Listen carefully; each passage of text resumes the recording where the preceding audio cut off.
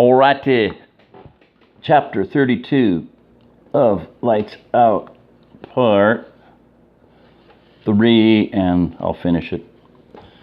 I'm pretty darn sure that not a problem. Not gonna be a problem. Alright. After the meeting, Karate Man, would you stay for a minute or two? Sure, Gunny, what's up? Gunny told Mark that he'd heard about the hunting trip that Mark and David had planned. He asked Mark not to go. When Mark asked why, Gunny said that he needed him here. You're right about needing a reserve crew to call if things look there's going to shit. I need you to be on that crew for the next few nights. Damn it, Gunny, no. I need a break. And I need to spend some time with David. He's looking forward to this, and I'm not going to disappoint him. I understand how you feel, but now is not the time to go. I'm afraid things is fixing to go to hell in a handbasket. And we need all of our best people here, not out gallivanting around where we have to worry about them. Jess put you up to this, didn't she? I'm not going to lie to you, Karate Man. She's the one who told me about the trip. But nobody's put me up to nothing since my last commander in the Corps. I need someone here I can count on. You're still off on the next few days.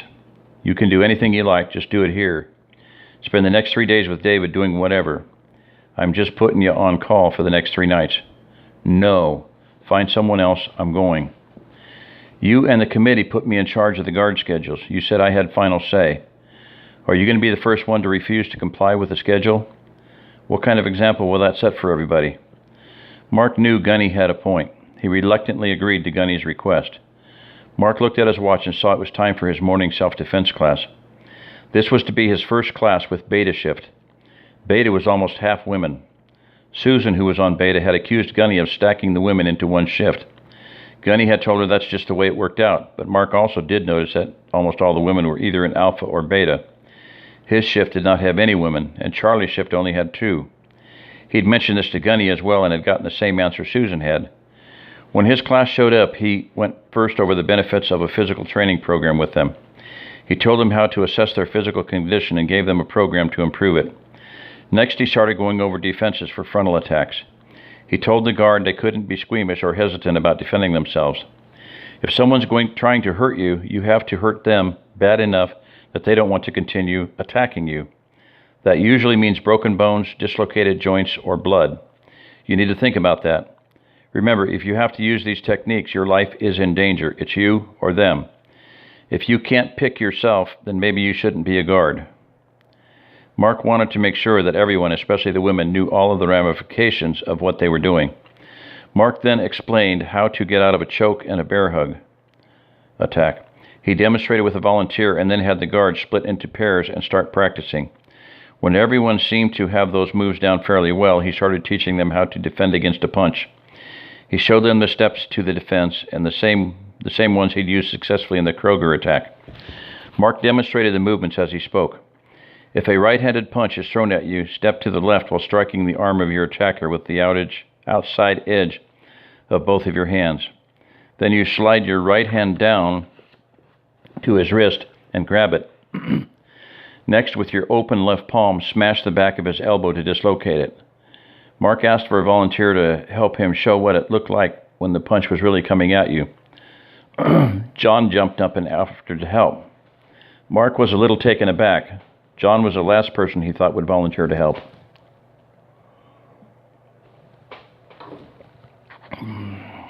However, he had signed up for guard duty, which was an indication that he still felt some kind of obligation to the community. Or maybe his wife made him do it, Mark thought. Mark fussed at himself for thinking negatively about his neighbor. He had to give him a benefit of the doubt. Perhaps he was really trying to make amends.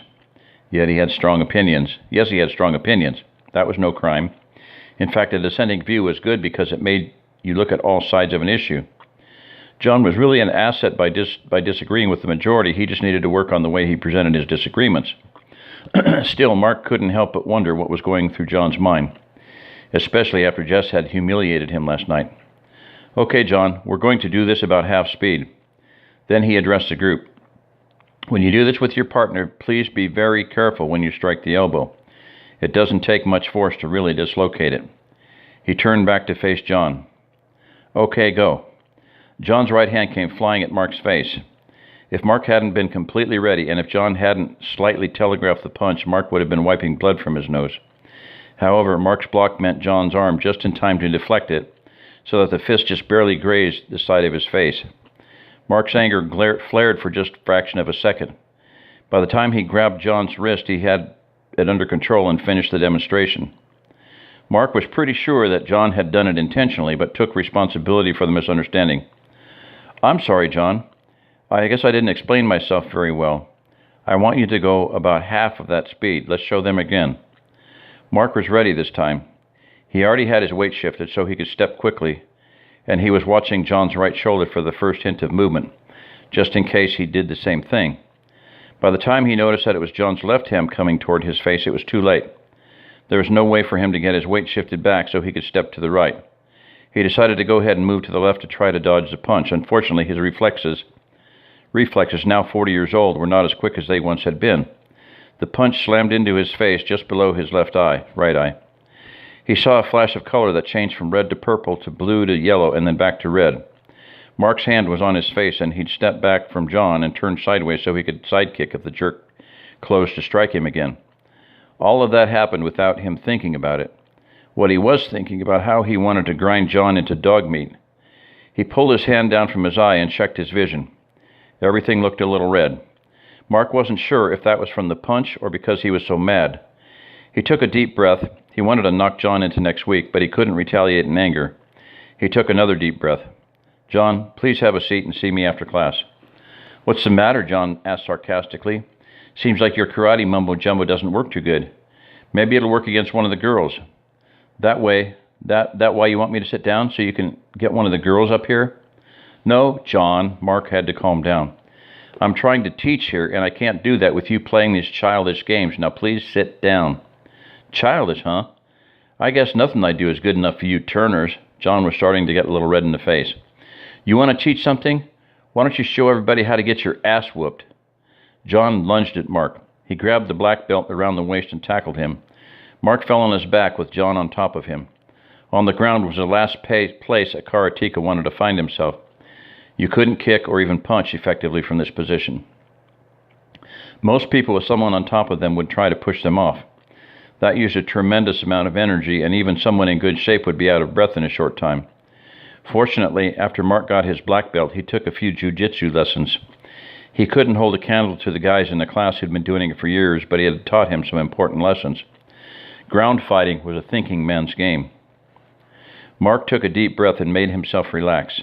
John seemed to be satisfied to be in the superior position and wasn't trying to do anything except punch at Mark's face.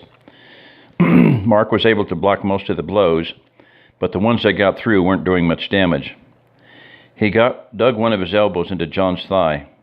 This made John move back over Mark's hip. Mark caught and trapped one of John's hands and then thrust his hips up as fast as he could. That threw John off balance, and he wasn't able to catch himself with his trapped right hand. He rolled off and unwittingly pulled Mark on top of him. Before John could lock his ankles together behind Mark's back, John grabbed John's jeans at the knees and pushed down. He then jumped to one side and climbed onto John, effectively reversing the positions they'd been in. John must have had some ground fighting training, probably in the Marines. He tried to do the same thing Mark had done, but each time he tried to use his elbows to push Mark back, Mark reached down, pulled the elbows up, and returned his knees under John's armpits. When John saw that this tactic wasn't working, he panicked a little and tried to push Mark off.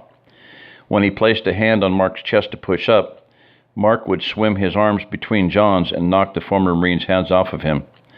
John was using his energy up quickly, and after a moment he switched tactics again. He tried to punch Mark in the groin between pushes, but Mark kept his body down, and all John could reach was the outside of Mark's hips or ribs. Mark asked John quietly if he'd had enough. Between gasps of air, John made an unkind remark about Mark and his mother. Then he'd crossed the line. "I'm going to kill you, you motherfucker," he screamed. "You and that bitch you're married to." That was it. John had pushed the right button. Mark wasn't mad. He wasn't angry.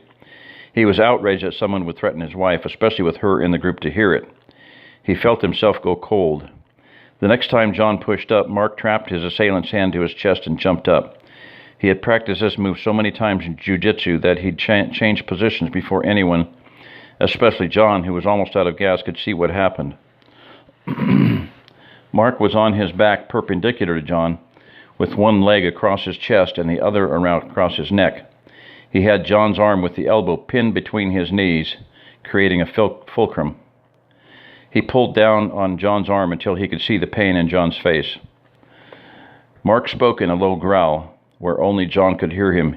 "You will say you're sorry to everyone in this class for your behavior, and you will take back what you said about my wife." "Fuck you." Mark raised his hips, moving John's arm to where he had even more leverage. He pulled a little harder. "Last chance, asshole." Mark couldn't help it. Sometimes there wasn't a word that didn't cost $1 that had the correct meaning. He never minded paying the box at those times. "If I don't hear what I want in about 2 seconds, I'll bend your arm backwards and you'll be left-handed for the rest of your life." I'm sorry, I didn't mean what I said. I'm sorry," John screamed. Mark let his arm go. He swung his legs off of John and hopped up. Then he extended his hand down in an offer to help John up. He was starting to feel a little guilty for enjoying what he'd just done. John just rolled over and pushed himself up with his left arm. He started rubbing his right elbow, just staring at Mark with a blank look. Mark could not interpret what the look meant. He held his hand out toward John in an offer to shake hands. "No hard feelings?" Mark asked sincerely. "Fuck you," John yelled. He spat at the ground at Mark's feet and stomped off towards his house, still holding his elbow.